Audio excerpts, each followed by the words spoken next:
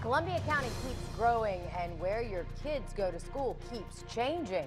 How those changes could affect your neighborhood. And a search ends in Telfair County for a missing Atlanta couple. Their car turned up in a lake with the bodies nearby. Tonight, one suspect behind bars. On your side, this is News 12 at 11. Good evening, I'm Richard Rogers. And I'm Meredith Anderson. Thousands of public school employees could be losing their health insurance. That's if the governor's budget plan is approved. The new plan would take away coverage for any public school employee who works fewer than 30 hours, like school cafeteria workers or bus drivers. News 12's Christy Etheridge on your side tonight with how this could affect your child's ride to school. Good morning, sweetie. How are you? She's the first voice kids hear on their way to school, and it's a familiar one. Ann Walden's been driving the same route for 9 years. I have watched them start school from pre-K, and now I have several graduating. They are like my kids. That love is what's kept her going since her paycheck isn't much thanks. I could go to a convenience store and make more money than what I do. So why do you drive? I drive primarily because I love the kids, but the financial compensation for me is my medical benefits. Benefits that could be taken away if the governor's budget plan for 2016 is approved. The plan would eliminate the state health benefit plan for non-certificated public school employees who work fewer than 30 hours per week. For drivers in Atlanta who run maybe 2 to 3 routes a day, this cut might not be such a problem. But in more rural areas, like here in McDuffie County, where the kids are more spread out and drivers don't reach more than 15 hours a week, every single bus counts. We're a small county. We have 47 buses on the road. If you even right now at this point, if we lose one driver, we're hurting because we don't have any substitutes. Walden says if this plan goes through, counties across Georgia will be needing more than 1 or 2 substitutes. And I don't think he realizes how many keys, so to speak, are going to be on the desk come the 1st of January when we have no more medical insurance. She does, though. All 47 of these keys on her dining room table are heading to the Capitol. One key to represent every bus in McDuffie County. These keys symbolize each bus that potentially will be sitting idle the 1st of January 2016. And besides sending those keys, there's a large Facebook group called Tragic, standing for Teachers Rallying Against Georgia Insurance Changes. It has more than 16,000 members right now, and they're all welcoming all state employees to join in and fight this part of the budget. Weather-wise for us out there tonight, some clouds working overhead, but at least temperatures falling off slowly out there because of the clouds overhead. But tomorrow out the door, you've got 34. It's a chilly start to the day. Partly cloudy skies towards 7, and by 8 a.m. you're looking at temperatures not quite that warm. We'll be generally into the mid-30s there for us as we head on toward the morning hours. A little typo there for you, but at least we're going to see some sunshine out there for you early on in the day as temperatures start warming. We'll take a look at the rest of the work week for you coming up in just a bit. Meredith. Thank you, Shane. Less than 24 hours until the decision on what school your child will attend next year. Columbia County School Board votes on rezoning tomorrow. And as Columbia County reporter Alma McCarty tells us, this school plan not only impacts your child's school, but also your neighborhood. Columbia County Realtor Joyce Ducker says houses like this one in Evans are selling fast. We'll see of those 53 houses, how many are left to sell. I believe it's just one. Ducker says she's seen more and more people looking to move to the fast-growing county in our area. And it's not just about location, but education. We are not steering these buyers on which school's better. Columbia County schools are great. And that's why it's so big of a growth here, along with all the available land. Neighborhoods like Riverwood Plantation are zoned for Greenbrier right now. But Ducker says moving for the school can be risky, and rezoning is not a one-time concern. Columbia County has grown so much in the past 10 years. I've been a real estate agent for over 10 years. For the properties Ducker sells in Riverwood Plantation, she can almost guarantee they'll stay zoned for Greenbrier High School. But for the properties across Washington, all bets are off. And the growth isn't expected to slow down anytime soon, meaning rezoning won't stop either. Ducker says it's a race against growth, and she has the same question as the home buyers she works with. Can we get these schools built in time? Because surely there are plans on the table. But it's not up to her. Columbia County leaders vote on the future plans tomorrow night. Ducker's advice is you look for a home and for schools. Before you purchase, do your homework first also. In Evans, Alma McCarty, News 12. That rezoning meeting is tomorrow. It is scheduled for 5:30 at the Columbia County Board of Education. The open forum before the vote is only for those of you who have registered with the board before that meeting. Day one of jury selection wrapped up tonight in the trial of a man accused of killing an Aiken public safety officer. The challenge is finding an impartial jury for Stephon Carter. So far, potential jurors have been separated into 25 panels of 6, according to the clerk of court. Each person is being questioned individually before the groups are narrowed down to about 50 total people. That's the pool the attorneys will use when picking jurors and alternates. That process continues tomorrow morning, and we'll be there to update you. Carter is accused of shooting and killing Officer Scotty Richardson and hurting another officer in December 2011. Police say they found the car of a Georgia couple and 2 bodies after the pair went missing while going to meet a man claiming to sell a car on Craigslist. The Telfair County Sheriff says they found 69-year-old Bud Runyon and his 66-year-old wife June's car in a lake and 2 bodies nearby. The bodies aren't being identified as the Runyons just yet, but the sheriff says he believes it's the couple. It's not the outcome we had hoped for, but obviously it's the one we have to deal with.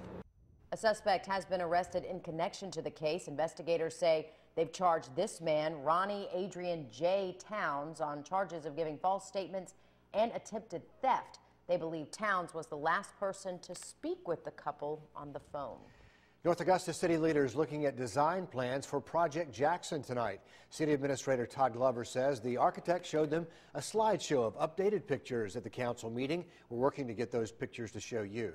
The city says it's waiting for a South Carolina Supreme Court decision before they can officially move forward with the plans to bring the baseball stadium and other businesses to North Augusta's riverfront.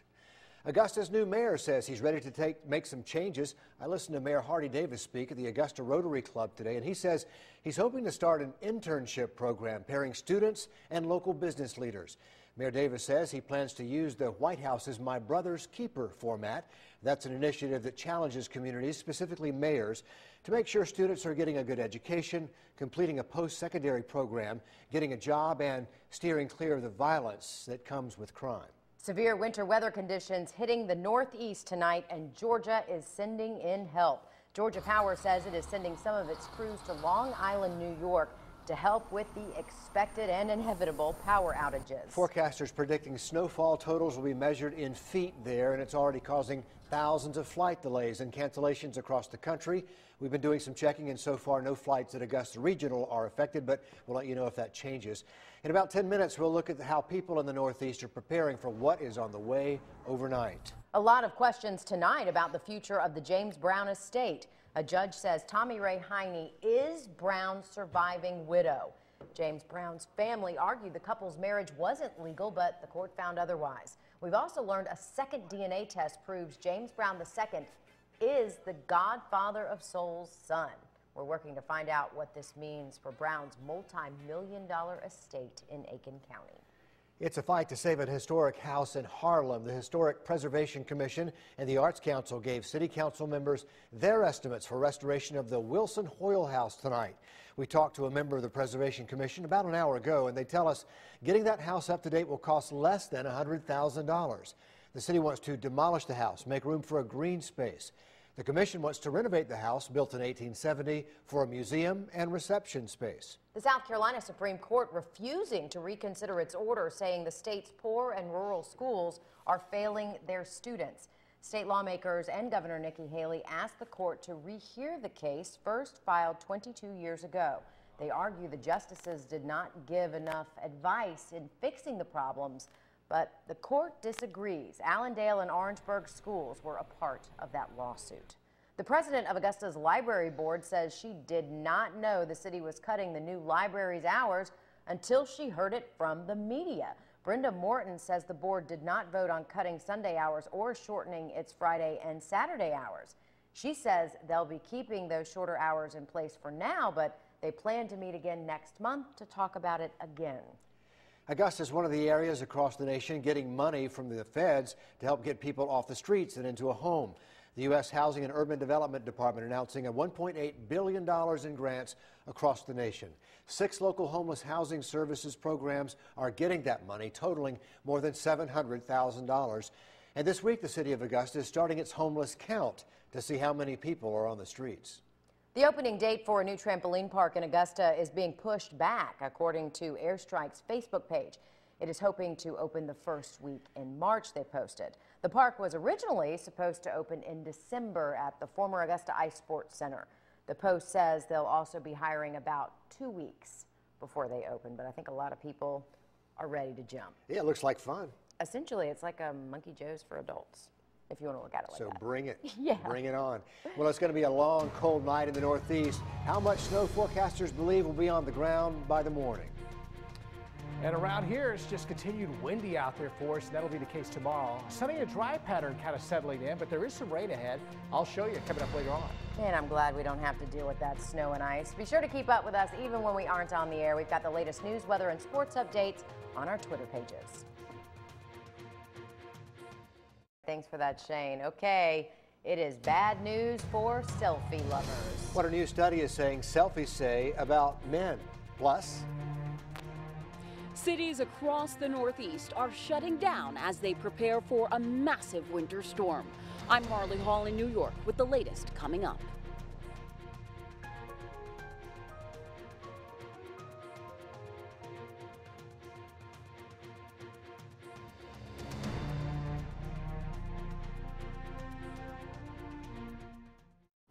The Northeast is getting pummeled by a blizzard tonight that could dump as much as 3 feet of snow in some areas. Cities are already shutting down.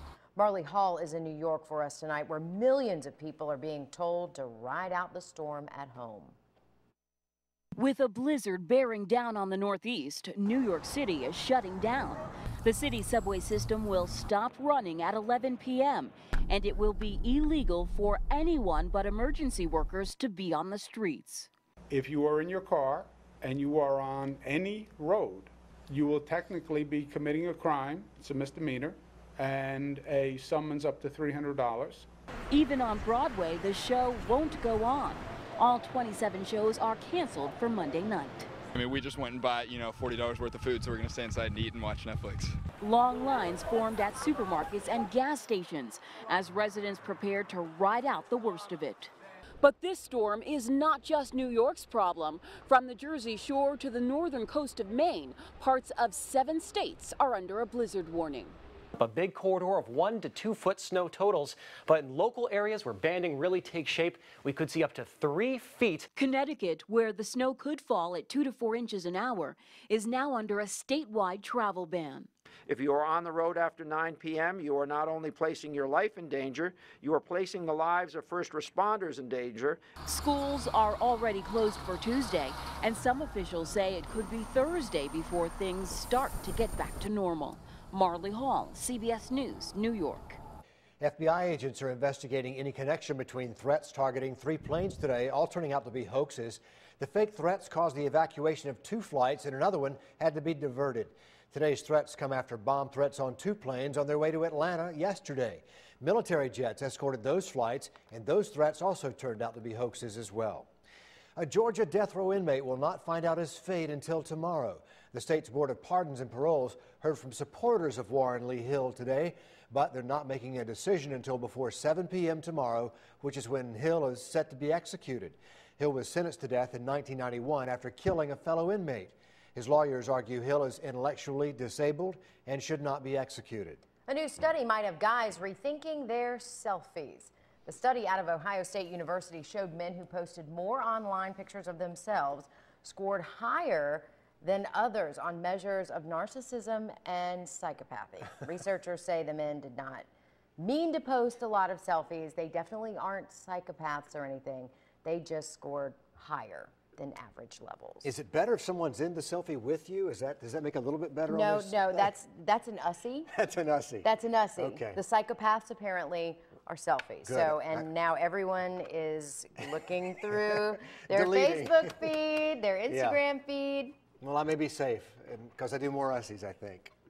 But I'll go look. Really? Now that you mention Are it. you serious? That's how you're getting off the hook, because you are bringing other people in with you. You're going to make me go back and look now. So for every selfie you take, I'm going to have to be in the back. Great. I need you in the shot. Yeah, so I'm not a psychopath. Sports is coming up next, and they are #1 in the country. Who are we talking about? Yep, the Gamecock women's basketball team. Dawn Staley has done an incredible job in Columbia, and tonight, one of their toughest battles to date. 12th-ranked Texas A&M playing a visit to Colonial Life Arena. Would the Gamecocks make them the latest victim?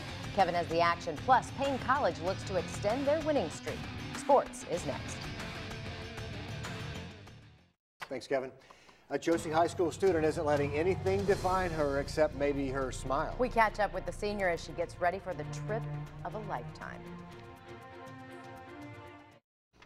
All right, if you're planning ahead, Power Planner through the week. Temperatures running something like the 50s for us, which is closer, just below average. Overnight lows, where you expect them, upper 20s and lower 30s. So some cold mornings out there. Rain on the way for Sunday. Thank you, Shane. We caught up with the Josie High School homecoming queen today, Adija Nesbitt, getting ready for a big trip to Washington, D.C. Adija is a senior at Josie living with autism. She's been chosen from applicants nationwide to be there as President Barack Obama signs a Disability Act geared toward children, and her teacher told us just how special Adija is.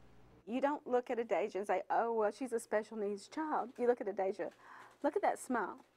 Adija will be traveling to D.C. in the next couple of weeks. And somehow the smile will be even bigger when we see her the next time. No kidding. How about that? Good for her. All right, folks up in New York tonight dealing with quite a storm system. Yeah, Take a look at that. Looks like they're taking it in stride, though, at least from that vantage point. But you go out toward the Jersey Shore, it's blizzard conditions, winds at 35 miles per hour, and it's blowing snow. Ouch. That is going to do it for News 12 at 11. Keep warm, and we'll see you tomorrow. Be sure to wake up bright and early with Jess and Tim.